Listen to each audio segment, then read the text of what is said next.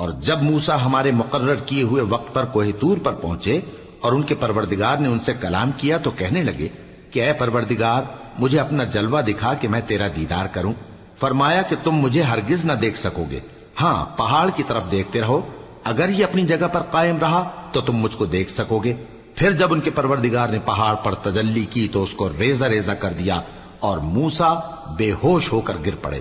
پھر جب ہوش میں آئے تو کہنے لگے کہ تیری ذات پاک ہے اور میں تیرے حضور میں توبہ کرتا ہوں اور جو ایمان لانے والے ہیں ان میں سب سے اول ہوں۔ فرمایا اے موسیٰ میں نے تم کو اپنے پیغام اور اپنے کلام سے نواز کر لوگوں سے ممتاز کیا ہے، تو جو میں نے تم کو عطا کیا ہے اسے تھامے رکھو اور میرا شکر بجا لاؤ۔ اور ہم نے تورات کی تختیوں میں ان کے لیے ہر قسم کی نصیحت اور ہر چیز کی تفصیل لکھ دی۔ پھر ارشاد فرمایا کہ اسے مضبوطی سے تھامے رہو اور اپنی قوم سے بھی کہہ دو کہ ان باتوں پر بہت اچھی طرح عمل کریں۔ میں انقریب تم کو نافرمان لوگوں کا گھر دکھاؤں گا، جو لوگ زمین میں ناحق تکبر کرتی ہیں ان کو اپنی آیتوں سے پھیر دوں گا۔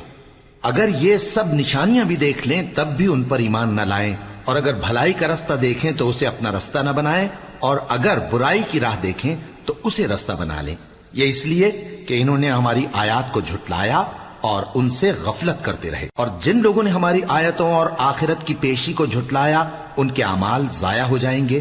یہ جیسے عمل کرتے ہیں ویسا ہی ان کو بدلہ ملے گا۔ اور موسیٰ کے بعد ان کی قوم نے اپنے زیور سے ایک بچڑا بنا لیا، وہ ایک جسم تھا جس میں سے بیل کی آواز نکلتی تھی۔ ان لوگوں نے یہ نہ دیکھا کہ وہ نہ ان سے بات کر سکتا ہے اور نہ ان کو رستہ دکھا سکتا ہے، اس کو انہوں نے معبود بنا لیا اور اپنے حق میں ظلم کیا۔ اور جب وہ نادم ہوئے اور دیکھا کہ گمراہ ہو گئے ہیں تو کہنے لگے کہ اگر ہمارا پروردگار ہم پر رحم نہیں کرے گا اور ہم کو معاف نہیں فرمائے گا تو ہم برباد ہو جائیں گے۔ اور جب موسیٰ اپنی قوم میں نہایت غصے اور افسوس کی حالت میں واپس آئے تو کہنے لگے کہ تم نے میرے بعد بہت ہی برا کام کیا، کیا تم نے اپنے پروردگار کا حکم جلد چاہا؟ یہ کہا اور شدت غضب سے تورات کی تختیاں ڈال دی اور اپنے بھائی کا سر پکڑ کر اپنی طرف کھینچنے لگے۔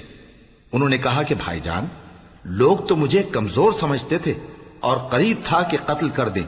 تو ایسا کام نہ کیجیے کہ دشمن مجھ پر ہنسیں اور مجھے ظالم لوگوں میں شامل نہ سمجھیے۔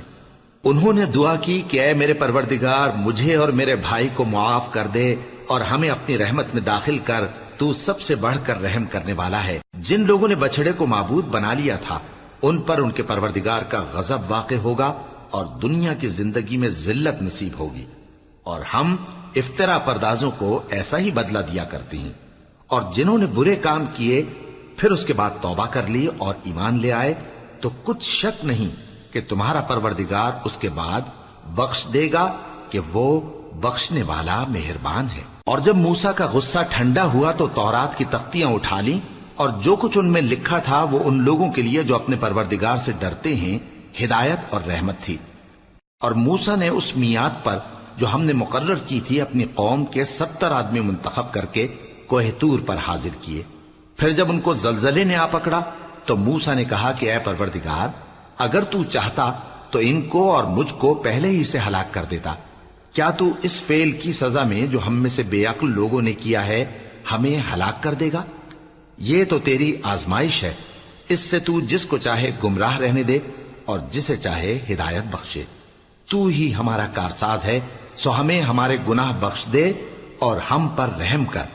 اور تو سب سے بہتر بخشنے والا ہے، اور ہمارے لیے اس دنیا میں بھی بھلائی لکھ دے اور آخرت میں بھی۔ ہم تیری طرف رجوع ہو چکے۔ فرمایا کہ جو میرا عذاب ہے اسے تو جس پر چاہتا ہوں نازل کرتا ہوں، اور جو میری رحمت ہے وہ ہر چیز کو شامل ہے۔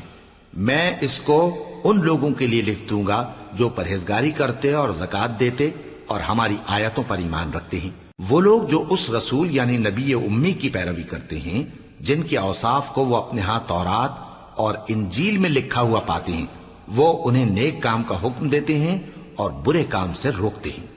اور پاک چیزوں کو ان کے لیے حلال کرتے ہیں اور ناپاک چیزوں کو ان پر حرام ٹھہراتے ہیں،